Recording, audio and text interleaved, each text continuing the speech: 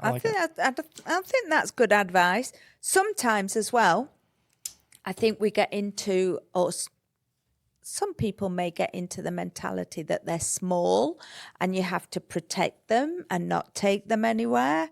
And that can be quite detrimental. Yeah. And I'll say another one too is, a lot of people, and, I'd say follow your own, conscience on this or whatever you're comfortable with. But a lot of people don't want to get their dogs out before they have all their shots. Totally get that. That makes sense. Parvo is a real thing for puppies. Yeah. However, I would say generally just stay away from like high dog traffic areas, so like, but it's funny because you have to go to a very high dog traffic area to get them cared for, which is the vet, of course, which is right? The vet. Which is ironic, but, stay away from like the pet store, like where you're getting your pet food and stuff like that. Stay away from dog parks. If you're going to go to a park, go to like a quieter area of the park where there's not a ton of people or whatnot. Don't walk a very major walking trail with your dog, stuff like that, right? Yeah. So stay away from, major dog traffic areas, and you're probably going to be fine. You could probably take your dog on like an average neighborhood walk or whatnot before they get all their shots. I'm not saying it's completely risk-free, but But you don't have to let your dog be introduced to other dogs that you see out and about in the neighborhood. Yeah, that's true. Yeah. So if people want to come over, you advocate for your dog and you that's say, one thing that no. we never said on there was like introduce them to other dogs. But like I will say, if like you've got like you got a Sully in your life, like her dog, he's super sweet. So like if you had like a friend with like a really nice dog that'd be like nice with your puppy and give your puppy a great first experience with dogs, that'd be great. I think that'd be awesome. Do a play date. Yeah, exactly.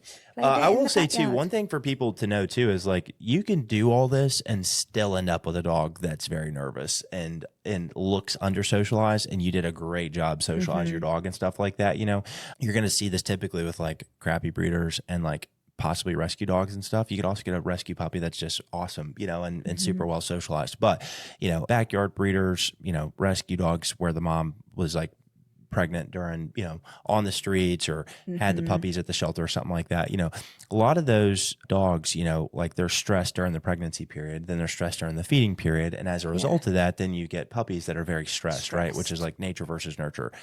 All of the 7-7-7 rule that we just listed, that's all nurture, right? So we're like trying to nurture that, but nature plays a big part in this too, right? Yeah. So you can get a dog, that's like still very like, nervous genetically, that still, even though you socialize them, it's still that with this one, it's gonna be more like TLC, because I'll say like with like Mia, like she did great at like objects, all the sounds, all the stuff, right? As a puppy, like as a pup, never liked people though, never liked new people until she was much older. She just was not a fan of people basically, and it's like, she met a lot of people when she was a puppy. She just didn't like people that much, despite, me doing a good job socializing her and stuff. And I think that comes from where I got her from, from a lower end breeder. Yep. And I got Lenny from a mother dog that was pretty much taken away from the puppies too early.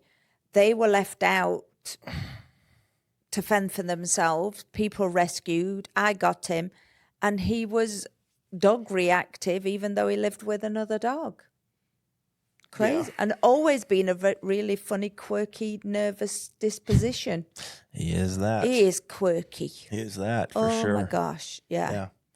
Anyways, this is a fun little rule. Yeah. It's a fun little rule of thumb. So I would say, get out. If you got a puppy, start socializing them. Do all the stuff we just talked about. I think it'd be really beneficial for you and for your dog.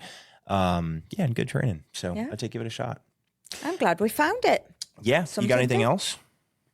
No, but you've got a trivia question. I do have a trivia. Here we go, folks. All right. So the question is, how often should most healthy adult dogs typically be bathed? A, every week. B, every 2 to 4 weeks. C, every 1 to 3 months, unless dirty or medical needs say otherwise. Or D, only once a year. I want to say 1 to 3 months. That's it. Bingo. Is it really? Yeah. It says bathing too often can strip natural oils and irritate the that's skin, what I was thinking when you said once a week. I was like, You still wash when they're actually dirty or smelly. So yeah. And Sully is very smelly. At the minute, it's very, very smelly. Very smelly. Smells just like a dog, a dirty dog. It does. Well, folks, that's perfect time to wrap up because I got to get out of here and get to an appointment. So, got to keep him busy. Guys, thank you all so much for watching the end of the show. If you have not already, click the subscribe button, like this episode. If you know somebody with a puppy, send this to them. That'd mean a lot to me and Sally. Yep. Share this with somebody who's got a puppy in your life. friend, family member, colleague, something like that, yeah. And remember, you can get your dog trained. That can get you some peace, but the only way to true peace is with Christ Jesus. So we'll see you in the next episode. Bye. See you next time.